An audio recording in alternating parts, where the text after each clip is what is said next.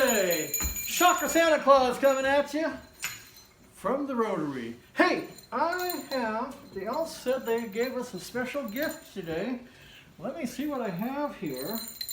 Oh, that's right, we're doing the literacy group. And they gave me a book, How the Grinch Stole Christmas, a classic from Dr. Seuss. This actually came out in 1957.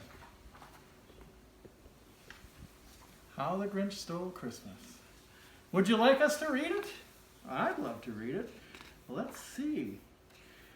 Okay. Every Who down in Whoville liked Christmas a lot.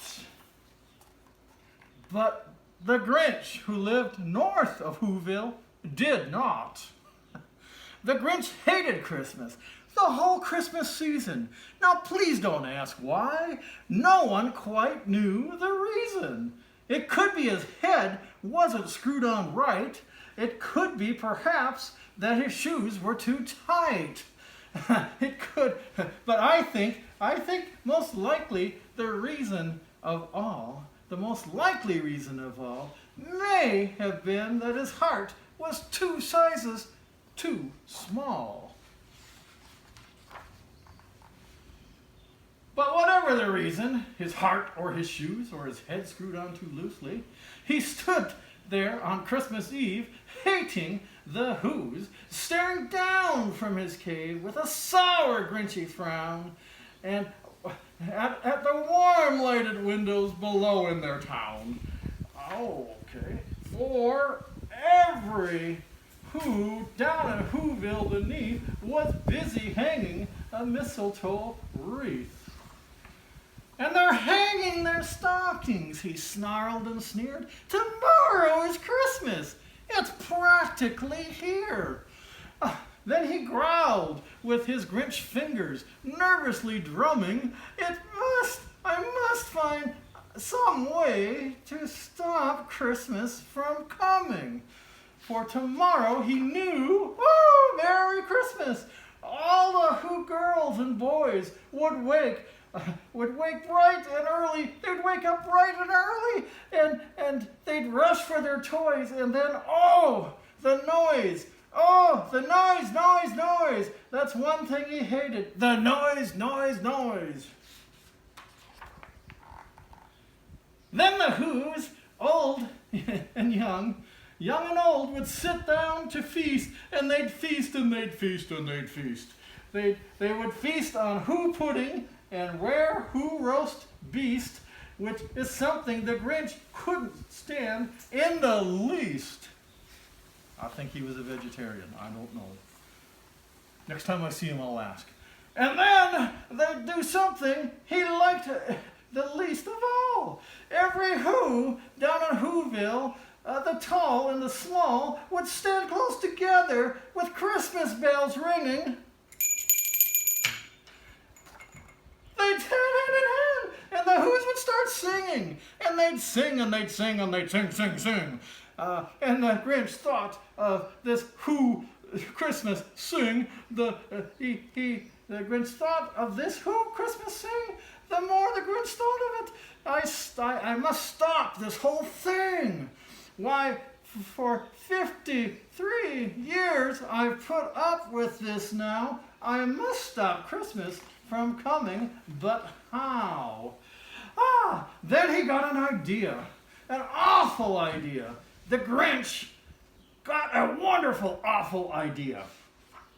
Grinch is going to cause some trouble. Here we go. I know just what to do. The Grinch laughed in his throat, and he made a quick Santa Claus hat. Woo! Got my Santa Claus hat. And a coat. And he chuckled and chuckled. What a great Grinchy trick! With this coat and this hat, I look like Santa Claus. Oh. Oh, I lost some pages here. Oh, I look just like Saint Nick. All I need is reindeer. The Grinch looked around, but since the reindeer are scarce, There were none to be found. Did that stop the Grinch? No. The Grinch simply said, I can't find a reindeer. I'll make one instead. So he called his dog Max. There's Max, a reluctant reindeer, I think. So he called his dog Max, and then he took some red thread and he tied a big horn on top of his head. Then he loaded some bags and some old empty sacks on a ramshackle sleigh, and he hitched up old Max. Oh, poor Max. Then the Grinch said, "Giddy up!" And the sleigh started down towards the home where the Who's lay a snooze in their town. Right down there. Oh, okay.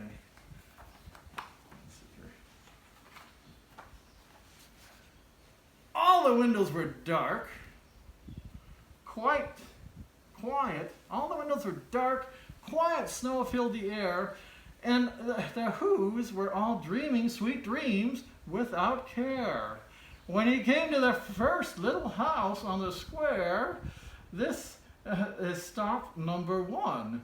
The old Grinchy Claus hissed, and he climbed to the roof and empty bags in fist. Oh, okay, there he is up there with his empty bags. Going to go down the chimney. A Who chimney. J.P. Who is the name of the first house. Oh, look at that. All decorated for the Christmas holiday. Then he slid down the chimney, a rather tight pinch, but if Santa could do it, then so could the Grinch. He got stuck only once for a moment or two, but he got stuck. Then he got stuck. He stuck his head out of the fireplace. There he is, sticking my head out.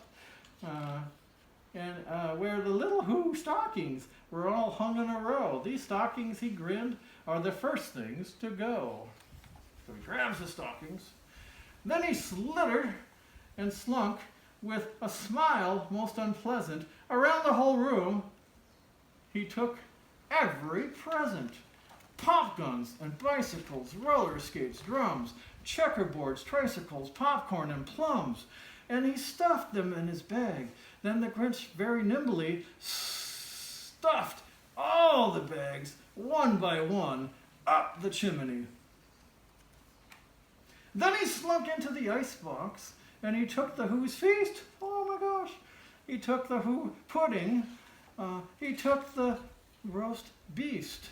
He cleaned out the icebox as quick as a flash. Why, that Grinch even took their last can of Who hash. Then he stuffed all the food up the chimney with glee. And now, grinned the Grinch, I will stuff up the tree. Oh, we took the tree too. Oh my gosh, there he is, taking the tree. And the Grinch grabbed the tree and he started to shove when he heard a small sound like a coo of a dove. He turned around fast and he saw a small Who, little Cindy Lou Who was not more than 2. The Grinch had been caught by this tiny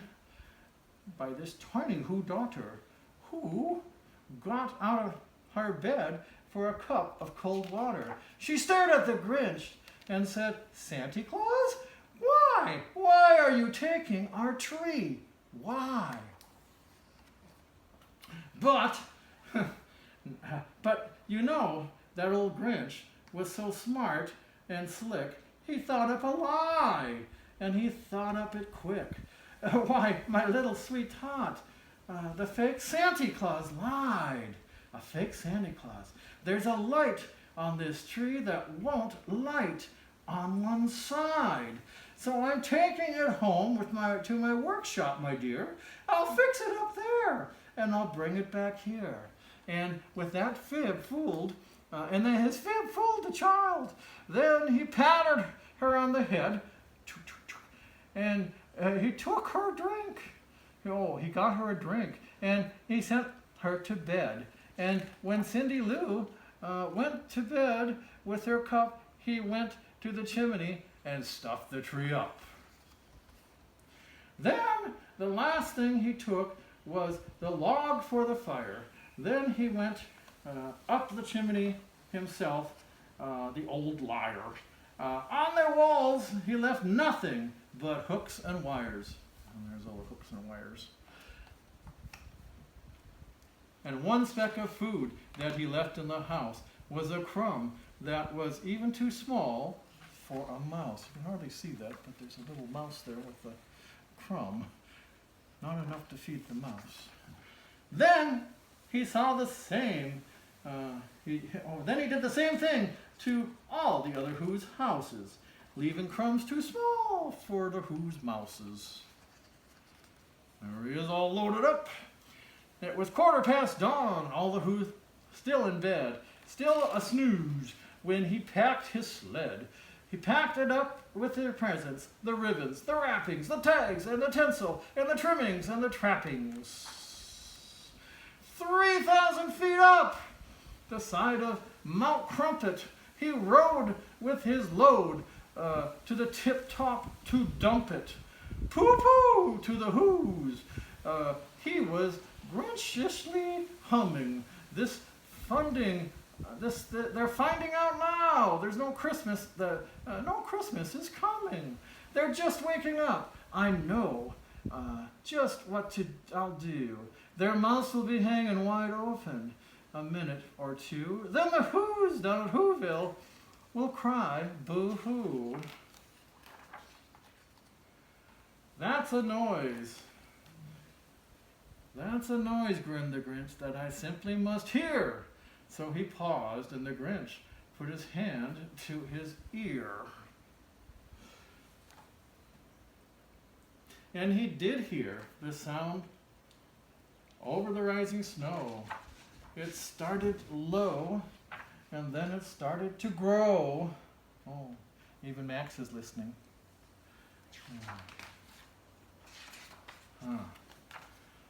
But the sound wasn't sad. Why, the sound sounded merry. It couldn't be so, but it was merry, very. He stared down Whoville. He stared down at Whoville. The Grinch popped his eyes, and then he shook. What he saw was a shocking surprise. Every Who down in Whoville, tall and small, was singing without presents at all. He hadn't stopped Christmas from coming. It came. Somehow or other, it just was the same. And the Grinch, with his Grinch feet ice cold in the snow, stood puzzling and puzzling. How could it be so? It came without ribbons, it came without tags, it came without packages, boxes, or bags. And he puzzled 3 hours till his puzzler was sore. Then the Grinch thought of something he hadn't thought before. Maybe Christmas, he thought, doesn't come from the store. Maybe Christmas perhaps means a little bit more. And then what happened? And what happened then? Well, in Whoville, they said that the Grinch's small heart grew 3 sizes that day. And the minute his heart didn't feel quite so tight, he whizzed with a load through the bright morning light and brought back all the toys and the food for the feast. And he himself, the Grinch, carved the roast beast. That's how the Grinch did not steal Christmas. Merry Christmas, everybody. We miss you a Merry Christmas and a healthy New Year. Take care. Ho, ho, ho.